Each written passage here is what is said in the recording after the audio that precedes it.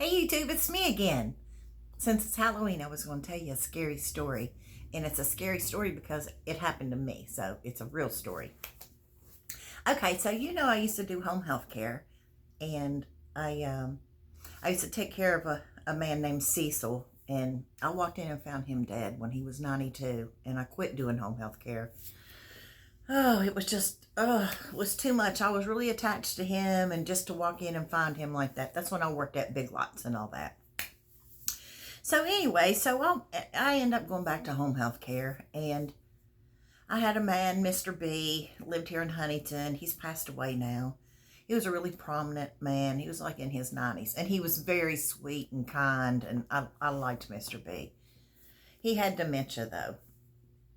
And so anyway, he lived in a big, fine, beautiful home down by the park, one of the mansion houses. And if you were from Huntington and I showed you a picture of the house, you'd know exactly. So anyway, the house was like really scary. When at nighttime, it took on a whole new atmosphere. In the daytime, it was a beautiful home. Upstairs in that back, always gave off a creepy vibe. Downstairs didn't really give off the creepy vibe until it was dark. And then it was so black down there. Anyway, so I'll tell you a story what happened there one time. One time, the lady, the daughter, she was like I think she was in her 70s. She was very, very particular about the house. So when she'd come and take him to lunch every day, and when she didn't take him to lunch, I took him to lunch. And sometimes he'd take me up there to the Guyan Country Club, and we'd have lunch up there. And I'd have to eat that Cobb salad. Oh my God. I know they sprinkled crack on that salad. Best salad I've ever, a Cobb salad, that ranch dressing they made, I could have drank it by the bucket. I'm telling you, it was, anyway, I digress. Most of the time, the daughter took him to lunch. And that's when I get my cleaning done, because I didn't have to watch him or do anything for him. They'd be gone anywhere from a half hour to an hour. So I was upstairs vacuuming one day, and I heard this alarm go off outside. It was terrifying. I thought, well, what's that? I could hear it over the vacuum cleaner. And I'm looking out the window, and it's whoa, whoa. I'm like, oh my God, is something going wrong in Huntington? Is this some kind of secret siren? Crazy stuff's going through my head. It's so loud, and I've never heard anything like this. It ends up going off, it quits. So, I go and put the vacuum cleaner. I'm taking it downstairs and putting the vacuum cleaner up. And about the time I'm putting it in the closet, I hear a knock at the back door. And that's where everybody came and went, because that's where the parking was. Nobody ever came to the front. And I looked, and it's the cops. And I'm thinking, what is going on? So I answered the door, and and they said that the house alarm had went off. Well, there was a little box right there, but nobody ever gave me the codes, or I didn't even know it worked. I didn't know anything about that. It was, like the, it was, he had 24-hour care. So when you came in, you were relieving someone. So you never had to unlock the door. The door was, there was always somebody waiting at the door waiting for you because they was ready to get off. They was ready to go home. So, anyway, so they come, and they, and I told them, I said, I don't know why the alarm went off. I was upstairs vacuuming when I heard it.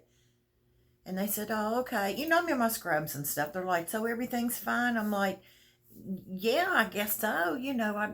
And they said, okay, well, thank you. I said, oh, wait a minute. I'm scared. Will y'all walk around the house with me and make sure, I don't know why that alarm went off. So we went downstairs to the billiard room and family room and all that stuff. And the first floor was pretty wide open. It was, it was, you could see, but upstairs were all the like 5 bedrooms and 3 baths. And it was a lot of, hallways. And so it was scary up there, I thought. And so the cop got lost. He had walked into one bedroom and went through this Jack and Jill bathroom and walked into another bedroom. Well, the door was closed to get out back to the hallway. And he was like, oh, wait a minute, where am I at? I mean, because he lost where he was at. And I said, oh, wait a minute. And I just opened up the door. I said, there's the hallway. So anyway, that was sorted. So he had already lost his bearings. He's a cop. So that's a big house. And so anyway, when they were leaving, I said, I said, this house takes on a whole new atmosphere at nighttime, or just when you're here by yourself. And I said, but at nighttime, he said, oh, it don't take nighttime. He said, this house is creepy now. I thought, and then you say that to me and now you're going to leave? Anyway, so, me and Lindsay, I liked Lindsay a lot. She was the girl that worked there that I liked. And when we would change shifts, like, she worked mostly night shifts. I worked the 3 nights that she didn't at night. She'd start her car and get it warm, and we'd sit at the kitchen table and we'd, chit chat, and we'd talk about, him, and we'd just talk about her life, my life, sometimes we talk ghosty stuff. Well, the last time that we really sit and talk to ghosty stuff, she told me some stuff. Every people that worked there was 3 bathrooms on the second floor, but everybody used the bathroom in the hallway. And right across from it was like the smallest bedroom. It was like these 2 little twin beds with white wicker headboards and this white wicker chaise lounge. And it was so cute and girly, It looked like if you had 2 granddaughters, that's where they'd spend the night, And it was like my least scary room. And she told me, she said, every time I sit down on that toilet, I look right across the hall. She says, I can see a man standing there. I could not shake that. I could not shake her telling me that. I was just terrified.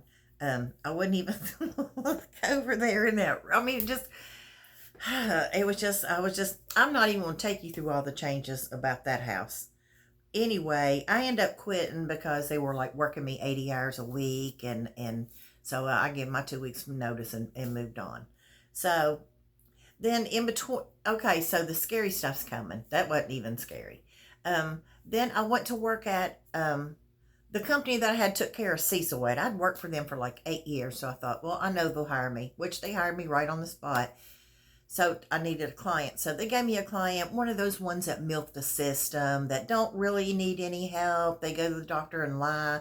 In order for you to get a healthcare worker to come to your home, you need someone to help you bathe, and you need somebody to cook you a meal and stuff, because you're not capable of doing that. But you can still get by. And the one I had took a bath, cook stuff and say, here, try this, and I'm thinking, why am I here? This person's just milking the system. Taking up somebody who actually needed the help, is not getting the help because people like that. So anyway, I did that for a couple months, and then one day I just went and I thought, I'm not doing this no more. I'm not being a part of it. I felt like, I was lying too. Just because I'm marking all these things saying I'm bathing them and all that. I'm not doing none of that. So anyway, I quit right there. And I go downstairs, and there was a girl sitting at the picnic table, and she was a worker. And we weren't friends then, but we're friends now. I asked her, I said, where do you work? And she told me. I said, are they hiring? And she said, girl, they're always hiring. It's home health care. I said, can you get me a job? And so she said, sure. And she called and set me an appointment up, and I went right there and got a job. So they sent me to this lady. She lived right up the street from Mr. B. Let's see. I think she's still alive. Let's call her, let's call her Sue. So they gave me Sue. And Sue was this little woman, in her 70s. She was a trust fund baby. She lived, she had this evil look in her eyes. She had these real, real dark eyes, and they just had this evil look about. She was tiny, but, she was beautiful. She had gorgeous, but she had this look, sort of scary. So she didn't, I don't think she had any kind of empathy. She just didn't care about she didn't care about nobody but herself. And I think that's how she'd been her whole life. She had Parkinson's and she got Lou Dobbs dementia. People, like 10% of people with Parkinson's get Lou Dobbs dementia. So she was scary anyway, like, in the middle of the night, and she's like asking you, who's that man over there in that hat? And who are those children playing? And she whisper it to you with those evil eyes, and it would just be scary. Plus, she lived in a condo. The condo itself had a real eerie feeling to it. I don't know why, because it had like white furniture, like, white couch, white chair, white carpet. But it was just eerie. And everybody at work there had, some girls wouldn't go back in her bedroom by herself. Just, it's just a 2-bedroom. It's a condo. And so anyway, one time me and, I'm not going to say her name because I don't know if she wants me to. Me and my friend were working there together, and I always saw shadows and stuff in that hallway. And I didn't say nothing to nobody because I didn't want people to think I'm crazy. I didn't want to scare nobody. I just didn't say nothing. I just watched TV and pretend I didn't see that.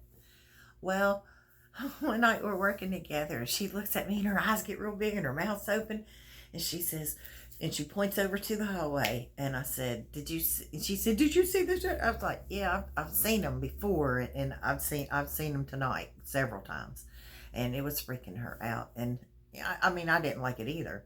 And so I just jumped up and turned all the lights on. I said, you know what kills a shadow? Light. And I just turned every light on in that condo.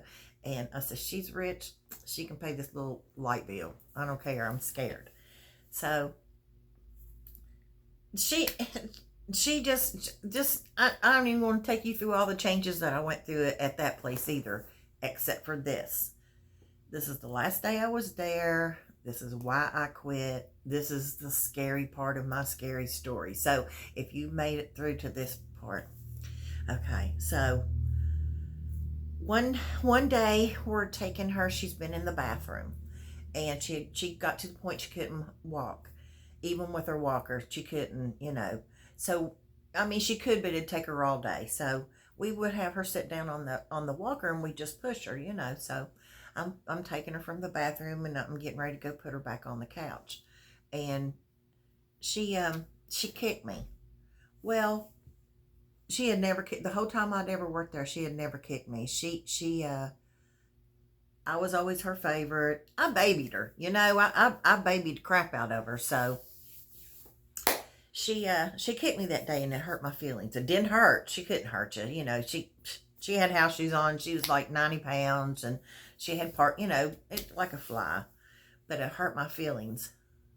So I knew I was at the point where I needed to quit. I needed to quit like a week ago, So up to here with it.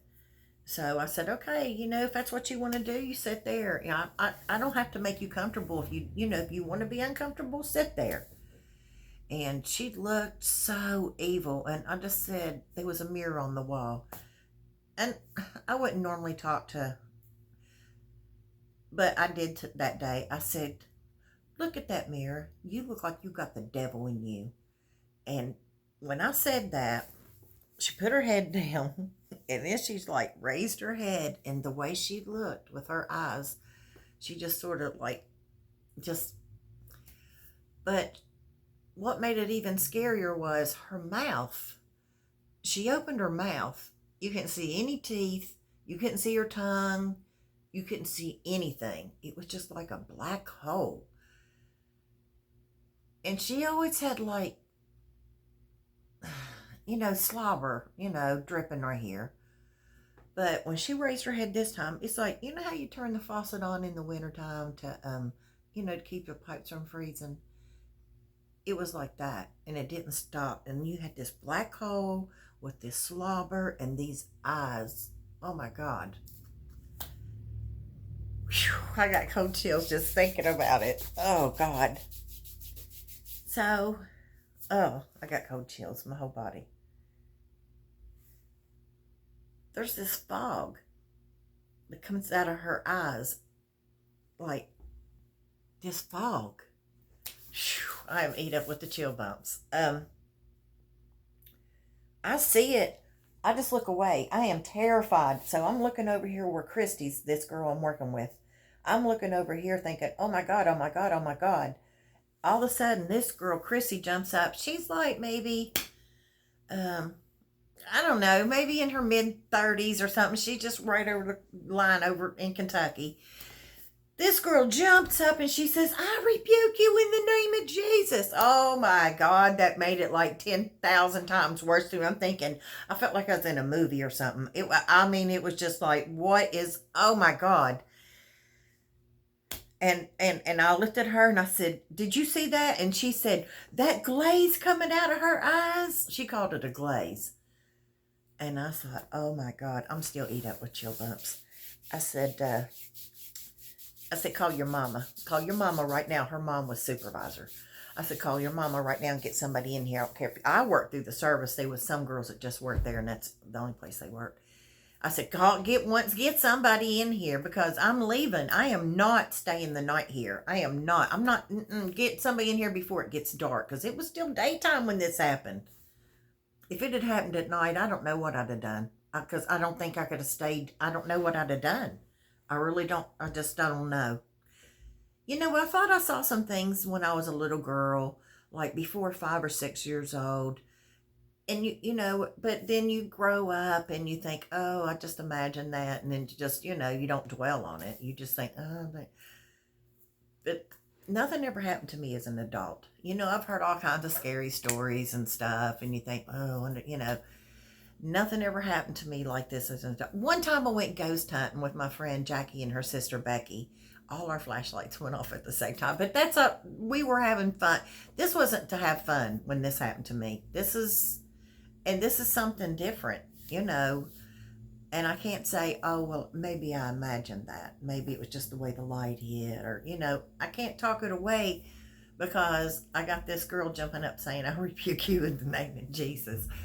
See, you know, she's still looking at it. It scared me so bad I couldn't look at her. I had to look away. I was terrified.